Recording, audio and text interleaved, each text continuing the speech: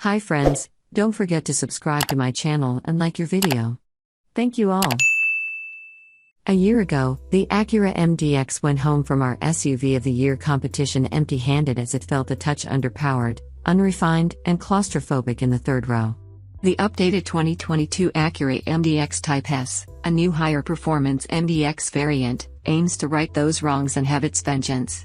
Acura made 3 major changes to the MDX in creating the new Type S version. The standard MDX's aging 290 horsepower 3.5-liter V6, shared with Honda stablemates like the Ridgeline pickup, Odyssey minivan, and Pilot and Passport SUVs, is replaced with an Acura-exclusive 3.0-liter turbocharged V6 that produces a healthy 355 horsepower and 354 pounds-to-foot of torque. As in the standard MDX, that power is sent through a 10-speed automatic to a torque vectoring all-wheel drive system. Not content to stop there, Acura also fits the sportier MDX Type S with adaptive dampers, uprated front Brembo brakes, and its first-ever air suspension. The upgrades make the MDX Type S reasonably fun to drive. Its steering is nicely weighted and quick, and Acura's super handling all-wheel drive system helps virtually shrink the wheelbase to make the SUV more maneuverable than its size would suggest.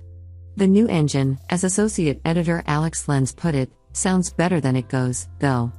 The 10-speed automatic is likely owed some of that blame. It does a good job of getting out of the way when tooling about, but when driven harder, it upshifts early and downshifts late. The shift paddles are also of little use, as the transmission will still continue to do its own thing when in manual mode. Brake feel was lacking, too.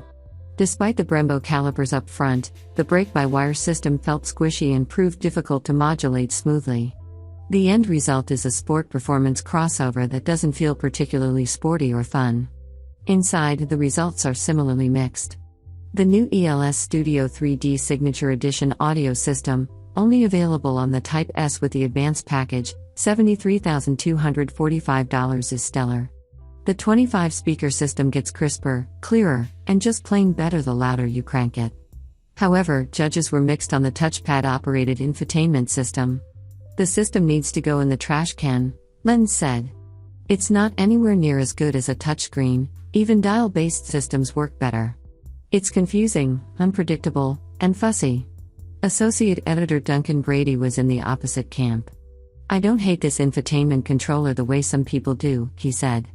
The touchpad offers more flexibility than a rotary dial, and not having a touchscreen means the display can be mounted high on the dash in the driver's eye line. While mom and dad are arguing up front about the Acura's infotainment suite, Junior will find the second row bench to be roomy if a bit hard and flat, though the third row, accessed by pressing a button that tumbles the second row out of the way, is cramped.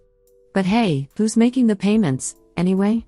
Ultimately, the Acura MDX Type S is a marked improvement on the core MDX product, yet it lacks the special joie de vivre of rivals such as the Audi SQ7 and Dodge Durango SRT 392, to say nothing of the most special cars in Acura's past.